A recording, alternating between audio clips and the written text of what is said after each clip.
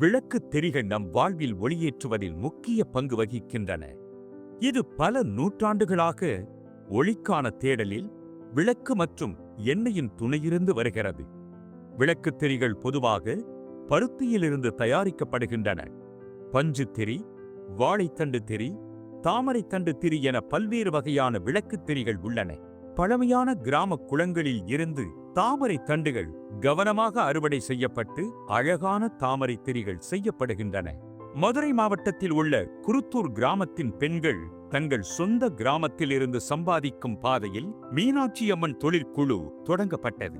2021 வாழ்ந்து காட்டுவோம் திட்டத்திலிருந்து ரூபாய் 75,000 தொடக்க நிதி பெறப்பட்டு 10 உறுப்பினர்களை கொண்ட பெண்கள் தலைமையிலான குழு தாமரை தண்டு விளக்கு திரிகள் தயாரிப்பில் ஈடுபட்டுள்ளது. விளக்கு திரிகள் தயாரிப்பதற்காக தாமரை தண்டுகளை அறுவடை செய்வதற்காக தங்கள் கிராம குளத்தை பஞ்சாயத்திடமிருந்து 3 ஆண்டுகளுக்கு குத்தகைக்கு எடுத்துள்ளனர். அனைத்து உறுப்பினர்களும் தாமரை மலர்களால் மூடப்பட்ட சமூக குளத்திற்கு அருகில் வசிக்கின்றனர். மூலப்பொருள் தாமரை தண்டு உள்ளூரிலேயே கிடைக்கும் மற்றும் உறுப்பினர்கள் வீட்டு வாசலில் மூலப்பொருள்கள் கொடுக்கப்படுகிறது. அறுவடை செய்யப்பட்ட தாமரை தண்டுகள் நார் பிரித்தெடுப்பதற்காக உறுப்பினர்களிடையே பிரிக்கப்படுகின்றன.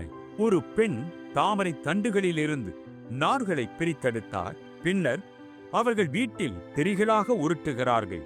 10 திரிகள் கொண்ட ஒரு தொகுப்பு ஒன்றாக கட்டப்பட்டு சந்தைப்படுத்தல் நோக்கங்களுக்காக பேக் செய்யப்படுகிறது. பெண்கள் தங்கள் வீட்டில் தாமரை திரிகளை கையால் தயாரிக்கிறார்கள்.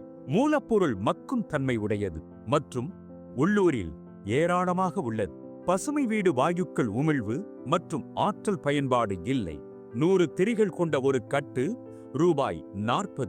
ஒரு உறுப்பினர் ஒரு மாதத்தில் சராசரியாக 100 கட்டுகள் செய்கிறார். ஒரு தனி பெண் இத்தொழிலின் மூலம் ஒரு மாதத்தில் ரூபாய் 4,000 சம்பாதிக்கலாம்.